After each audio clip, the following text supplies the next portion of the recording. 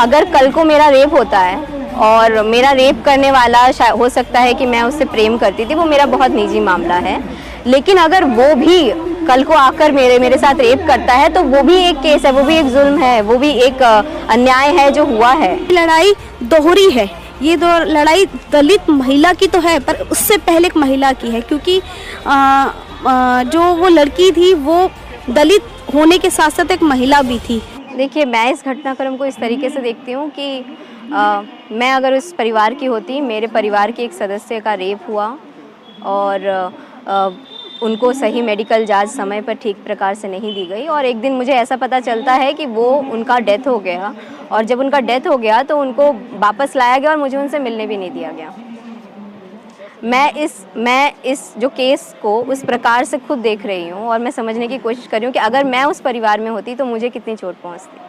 तो मुझे ऐसा लगता है कि जो प्रशासन का रवैया था इस पूरे केस को लेके, वो बहुत ही बर्बरतापूर्ण था और वो बिल्कुल भी सहयोग नहीं किए वो परिवार के साथ। और अभी भी वो जो परिवार है वो बहुत ही डर में है और डर में जी रहा है, क्योंकि उनको अभी वहीं पे रहना है। उनका पूरा घर, उनका पूरा खेती सब कुछ वहीं पे है और उनको कंटिन्यूअस उनके गांव से उनके बाहर, जैसे उन्होंने अभी कहा कि वीडियो के थ्रू उनको बार बार जो है धमकियां मिल रही हैं और बार बार जो ये जो इस केस को मोड़ा जा रहा है, वो भी एक चीज़ है कि किस तरीके से उस फैमिली को भी भुगतना होगा इस चीज़ को। क्या आपको लगता है कि जिस तरह से पुलिस की जो जांच आ रही है, कह रहे हैं कि कॉल डिटेल निकाली जा रही है कि पीड़िता के भाई के फ़ोन से जो है आरोपी की बातें हुई हैं, एक तरीके से ऐसा लग रहा है कि दोबारा से उसका चरित्र हनन करने की कोशिश की जा रही है, जो लड़की इस दुनिया में अब रही नहीं है। देखिए, सबसे बड़ी बात यह है कि अगर कल को मेरा रेप होता है और मेरा रेप करने वाला हो सकता है कि मैं उससे प्रेम करती थी, वो मेरा बहुत निजी मामला है। लेकिन अगर वो भी कल को आकर मेरे साथ रेप करता है तो वो भी एक केस है, वो भी एक जुल्म है, वो भी एक अन्याय है जो हुआ है। तो ये जो चीज़ें लाई जा रही हैं, ये प्रेम पत्र लाए जा रहे हैं, ये मुझे ऐसा लगता है कि इस केस को सिर्फ एक अलग दिशा देने की कोशिश की जा रही है। अगर किसी का किसी के साथ रिश्ता है तो वो बहुत निजी रिश्ता है, निजी मामला भी है। और लेकिन जब इस तरीके का कुछ घटना होता है तो वो फिर वो वहाँ पे भी एक्सेप्टेबल नहीं है। और शायद हम लोग इस चीज़ के लिए बहुत ज़्यादा अवेयर भी नहीं है कि अगर मैं शादीशुदा भी हूँ तो मेरा पति भी मेरे साथ जोर धमकी से कुछ नहीं कर सकता। तो वो बहुत ज़रूरी है कि हमें उस बात को समझने की बहुत ज़रूरत है। सरकार का जिस तरह का अब रवैया देखने को मिल रहा है, सरकार की तरफ से कहा जा रहा है कि वहाँ पर जातीय हिंसा कराने की कोशिशें की जा रही थी, इंटरनेशनल साजिशें चल रही थी, और ऐसा लग रहा है कि उस बेटी की इंसाफ की जो आवाज़ थी वो दबती गई है।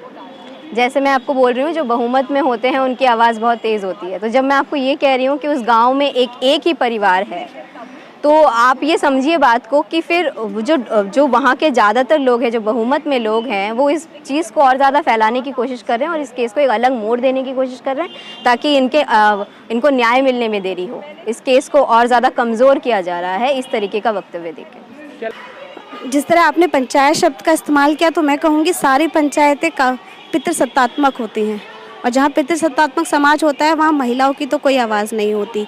तो महिला पूरी तरीके से एक डबल विक्टिम है, पितृसत्ता समाज की भी है और साथ में ये जो पूरा सवर्ण समाज है उसकी भी है। तो जब अगर समाज महिलाओं के प्रति सेंसिटिव नहीं होगा, उनको एक ह्यूमन बीइंग ही नहीं समझेगा, मुझे लगता नहीं है कि हम इस लड़ाई को लड़ पाएंगे। लड़ाई बहुत लंबी है, मैं पूरी तरह से एग्री करती हूँ। और जैसे मैं बार बार ये कह रही हूँ कि हम शायद जीतेंगे नहीं जीतेंगे हमें नहीं पता, पर हाँ, हमें लड़ते रहना चाहिए पितृसत्ता समाज से। कभी भी आपने कहीं महिलाओं की पंचायत नहीं देखी होगी। जब भी कोई मुद्दा आता है तो आदमी ही परपेट्रेटर है, एक्यूज़र वही जाके पंचायत भी कर लेते हैं। तो मतलब पहले वो अपराध भी करेंगे, फिर पंचायत भी उनकी, फिर न्याय भी उनका। और हम महिलाओं का ना तो समाज है, ना घर है, ना परिवार है, तो उसको बदलने की ज़रूरत है। करते हैं, लेकिन क्या अगर वो महिला, वो लड़की दलित समाज की ना होती, वो किसी सवर्ण समाज की होती, क्या तब भी पुरुष समाज जो है पंचायतें करते? बिल्कुल करते, क्योंकि इसीलिए मैंने शुरू में कहा कि ये लड़ाई दोहरी है। ये लड़ाई दलित महिला की तो है, पर उससे पहले एक महिला की है, क्योंकि जो वो लड़की थी वो दलित होने के साथ साथ एक महिला भी थी। तो जो महिला समाज है उसको इकट्ठा होने की ज़रूरत है।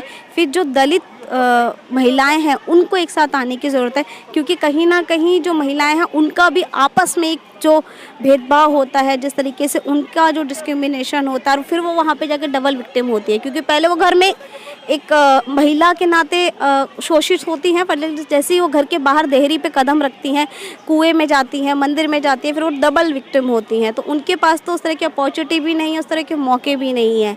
तो महिलाओं को अपने लिए करने की ज़रूरत है। के केस में कहा जा रहा है कि इंटरनेशनल साजिशें हो रही थी, जातीय हिंसा कराने की साजिशें हो रही थी।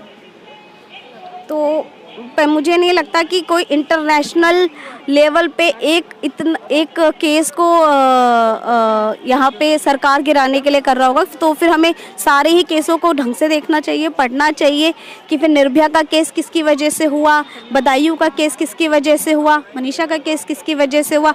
तो मुझे लगता है सरकार फिर से बरगलाने की कोशिश करनी चाहिए, पर हमें भी फोकस करना चाहिए कि हमारी लड़ाई किससे है और किसके लिए है। तो क्या लगता है कि इस तरह की बातें करके सरकार जो बुनियादी मुद्दा है, जो इंसाफ की लड़ाई है, उससे लोगों का ध्यान भटकाना चाहती है? वो तो बिल्कुल भटकाना चाहती है। जैसे मैंने कहा कि वो कभी चाइना की ऐप दिखा देते तो चाइना ले जाते हैं, फिर हमें कभी अमेरिका ले जाते हैं, हमें देश का अंतर्राष्ट्रीय भ्रमण करवाते रहते हैं, पर कभी भी वो स्थानीय मुद्दों की बात नहीं करते हैं। तो वो बरगलाते हैं, भटकाते हैं, पर शायद हमें फिर से, क्योंकि हम ज़मीनी स्तर पर काम कर रहे हैं, तो हमें वापस से लोगों के बीच, खास तौर पर युवाओं के साथ, महिलाओं के साथ बात करने की ज़रूरत है, क्योंकि वो सुनना चाहते हैं, वो कुछ और व्यू भी जानना चाहते हैं।